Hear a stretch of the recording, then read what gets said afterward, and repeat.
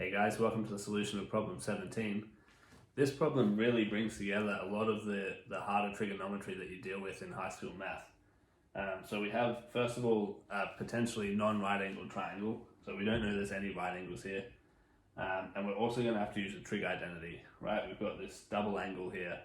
So at some point there's going to be some multiple angles coming in here.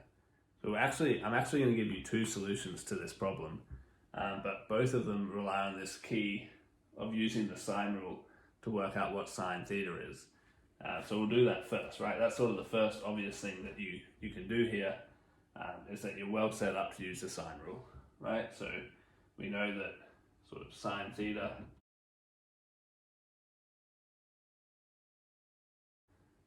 sine theta on 5 has to equal sine 2 theta on 7. Okay, and so now we come across our first trig identity. We need to use a double angle formula here for sine.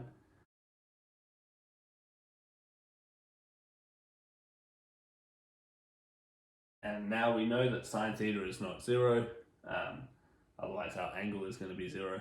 Alright, so we can cancel the sine theta on both sides, and that tells us that if we rearrange that, we can work out cos theta. Okay, so now we have a choice about how we work out x.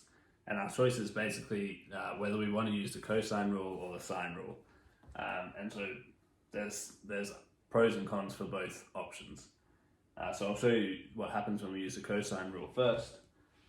So let's say we'll use the easiest angle, we'll use the theta. The cosine rule tells us that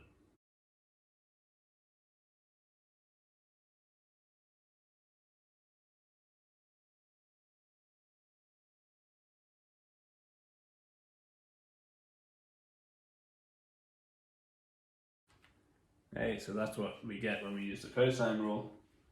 And so we've now got a quadratic in x, right? So let's get everything to one side.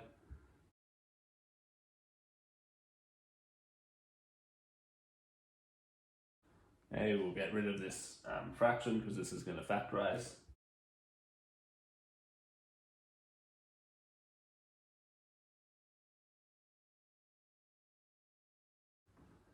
Okay, so we end up with this quadratic, which factorizes nicely. All right, and so now we have two options, right? One of these brackets has to be 0. Okay, so either this is 0 or that's 0. In this case, we get x should be 4.8. And over here, we get that x should be 5.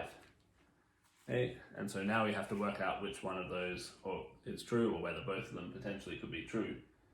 All right, and so I guess the first thing to notice is if x is 5, that means that we have an isosceles triangle, right?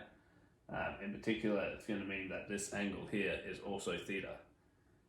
And so we're then having that 4 theta has to add up to 180 degrees, which means theta is 45 degrees. Okay, so if x equals 5, that implies that theta is 45 degrees. Okay, which means that this angle here, 2 theta, is actually 90 degrees, so that's a right angle. Okay, we have a right angle triangle with two edges, both length 5. That can't be length 7 in that case, right? If you use Pythagoras on that, you don't get a rational. Alright, so this is not a possible solution. Okay, that doesn't give us an actual triangle here, but you can check that 4.8 does actually work in this case.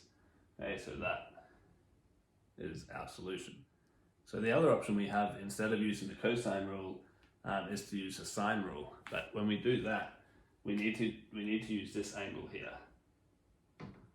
Okay, and this angle, so all we know about it is that it has to add together with these other two to give us 180.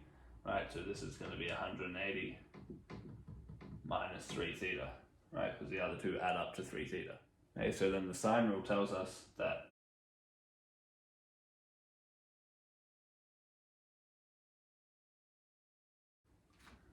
tells us that x on sine of that should be equal to 5 on sine theta.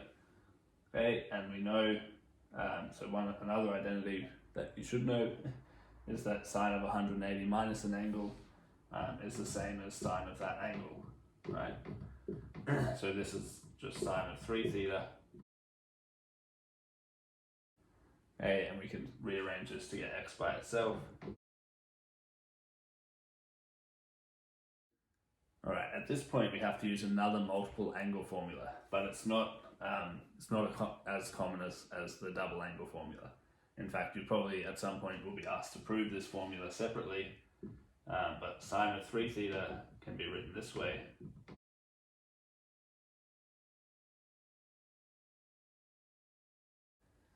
Okay, and so in this form we can cancel out the sines. Okay.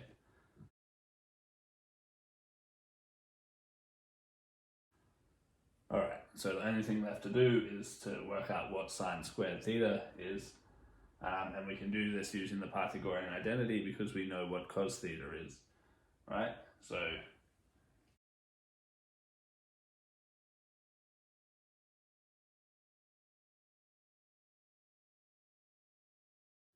So now we can substitute this into our expression up here.